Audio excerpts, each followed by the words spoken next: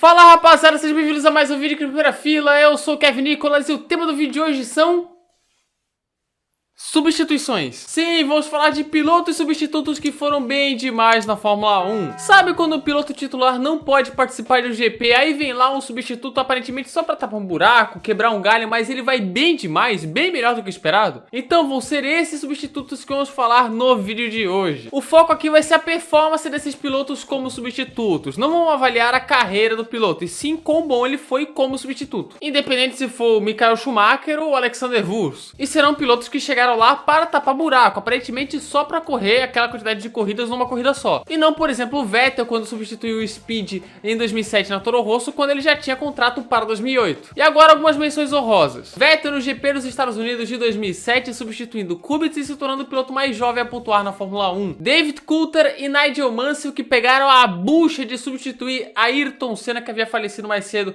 em 94 e que foram até bem. Nigel Mansell inclusive venceu a corrida. Marcus Winkelhock no GP da Europa de 2007. Não preciso dizer mais nada, é lendário, cara. Só clique aqui no card para poder assistir o vídeo nosso sobre o volta a volta dessa corrida, maravilhoso. E Pedro Della Rosa substituindo Montoya na McLaren em 2006, onde pegou o pódio na Hungria. Então agora, sem mais enrolações, vamos para a lista dos 10 substitutos, então bora para o vídeo.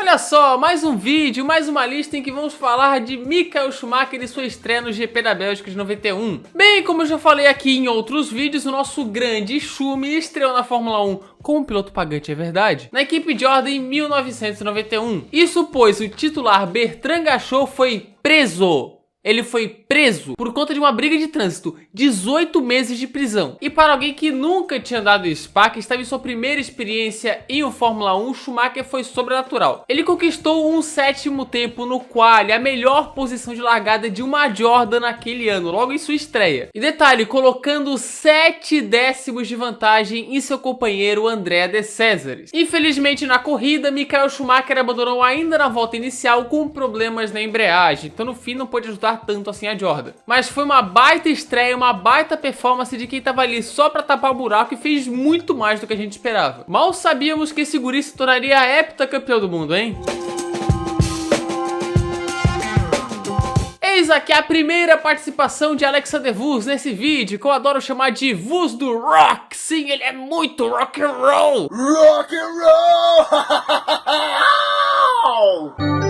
Mas enfim, falaremos aqui da primeira aparição de Wurz no vídeo. Sim, apenas a primeira. Que é quando ele substituiu seu compatriota Gerhard Berger na Benetton em 97. Após Berger sofrer com a perda de seu pai em um acidente de avião e também por conta de uma operação que o Berger precisou fazer por conta de uma sinusite. Alexander Wurz iria substituir ele em 3 etapas. Detalhe, estreando na Fórmula 1. Mas o jovem austríaco não fez feio e apesar de 2 abandonos nas 2 provas iniciais, ele pegou um inesperado pódio no GP da Inglaterra de 97. Somente na terceira corrida dele, substituindo apenas Gerhard Berger, Wurz conquistou seu primeiro pódio. Mas Berger voltou na corrida seguinte e o retorno triunfal, vencendo o GP da Alemanha de 97 em Hockenheim e sua última vitória na Fórmula 1. E Wurz surpreendeu tanto a Benetton que ganhou uma vaga de titular na equipe para 98. Sem repetir o sucesso? Sim, mas fez ótimas corridas como substituto.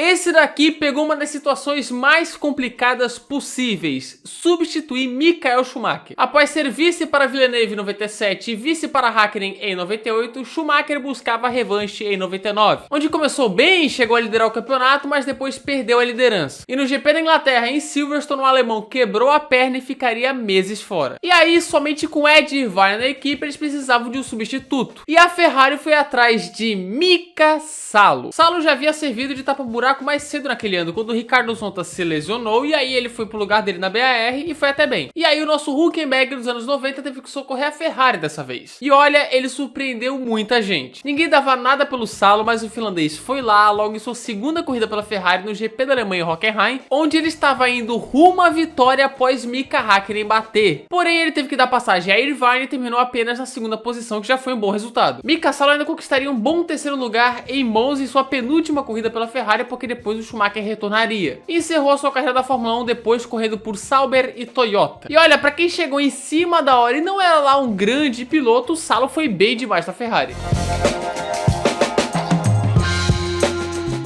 aqui de novo, Alexander Wurz do Rock. Cara, 8 anos depois de sua temporada de estreia, substituindo Gerhard Berger na Benetton, Wurz, que era piloto de testes da McLaren desde 2001, foi chamado pela equipe para substituir Montoya no GP de San Marino de 2005, pois o colombiano lesionou seu ombro. Primeiro disseram que foi um acidente de moto e depois o Montoya disse que na real ele se machucou jogando tênis. Boa, Montoya! Della Rosa substituiu ele no Bahrein e Wurz em Imola. E o austríaco novamente foi muito bem. Wurz se classificou em sétimo e terminaria aquela corrida numa excelente quarta posição. Mas devido a uma irregularidade nas BARs, né, que tinham ali o carro abaixo do peso mínimo, a equipe foi desclassificada de inúmeras corridas, incluindo essa, e assim o Wurz foi elevado para o terceiro lugar no pódio. E assim o homem tapa-buraco fez sua parte em 97 e novamente em 2005. Wurz tem apenas 3 pódios na Fórmula 1, 2 deles como substituto.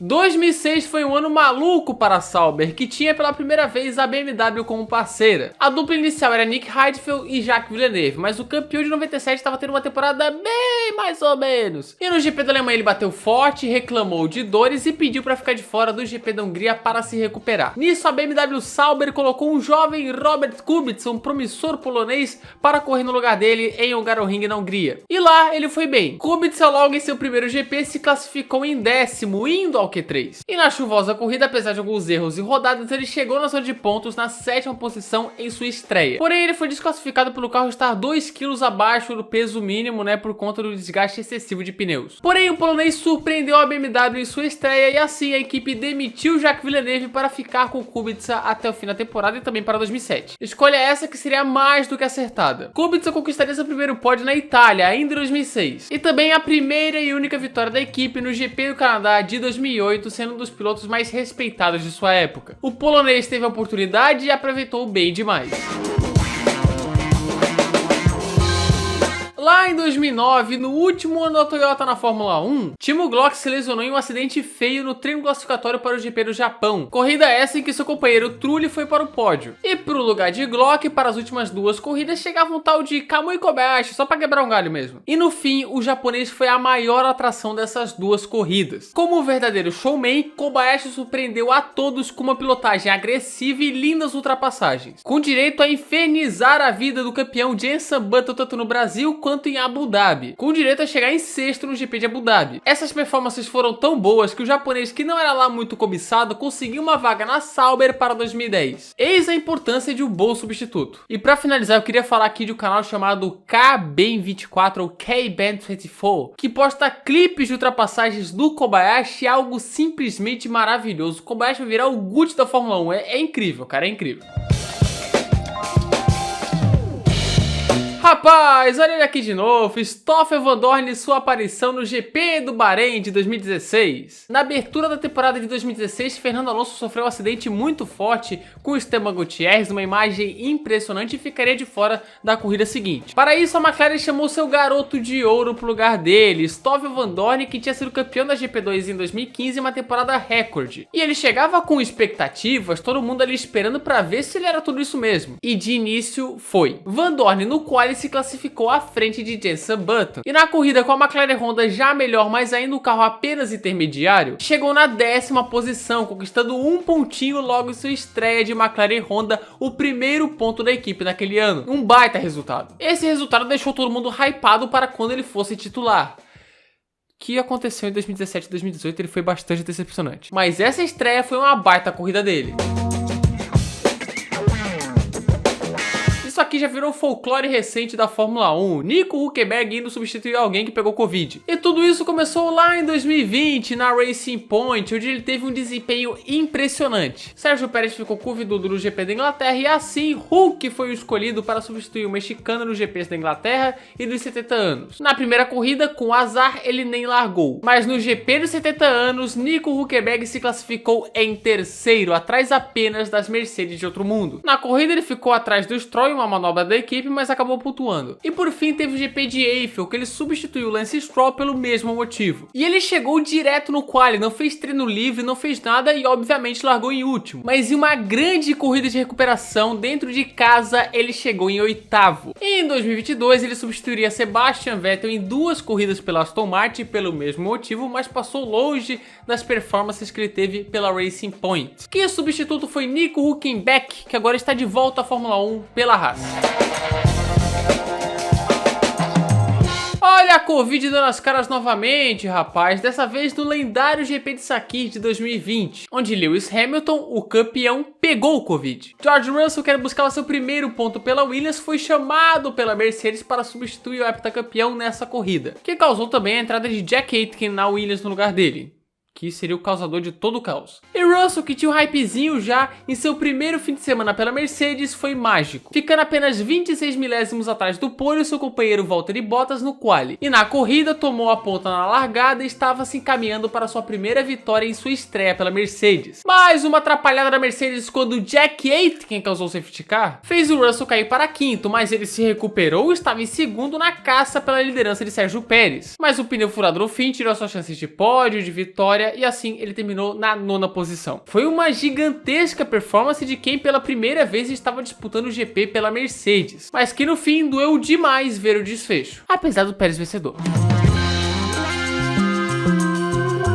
Para finalizar o vídeo, eis o mais recente da lista, um holandês supimpa que vai correr na AlphaTauri esse ano. Estou falando de Nick De Vries, que substituiu o Alex Albon na Williams no GP da Itália de 2022. Albon foi diagnosticado com apendicite e precisou ficar de fora da prova italiana. E o substituto foi Nick De Vries, piloto Mercedes. E no qual ele já foi bem, se classificando na 13ª posição, que depois viraria uma P8 na largada por conta da enxurrada de punições. Na corrida, De Vries passou boa parte da prova na zona de pontos e terminaria assim, em uma excelente P9 em sua estreia pela Williams. Não só estreia pela Williams, como estreia na Fórmula 1. Pontos esses que o Latifi não tinha até o momento em 2022. Depois ele conquistaria lá no GP do Japão. Esse bom resultado do super sub holandês fez De Vries conquistar uma vaga na AlphaTauri para o ano de 2023, esse ano aqui. Podia até ser uma corrida favorável à Williams, mas De Vries foi bem demais. E bem, essa foi a lista dos 10 substitutos que deram conta do recado na Fórmula 1. Nos comentários, pode mandar sua lista, monte sua lista, concorde, discorde sempre com respeito. E esse foi o vídeo. Tamo junto. Então é isso, galera. Se você gostou desse vídeo, já sabem, se inscreva aqui no canal, ative as notificações, clique no gostei e compartilhe esse vídeo com a galera. Faz tudo isso que isso ajuda a gente demais. Não se esqueça de nos seguir no Instagram, @primeirafilaf1, e também de entrar no nosso servidor de Discord, os links estão na descrição. E mande sugestões aqui nos comentários se você sempre tá entendendo, então pode mandar. E é isso, rapaziada. Muito obrigado a quem assistiu o vídeo até aqui e falou!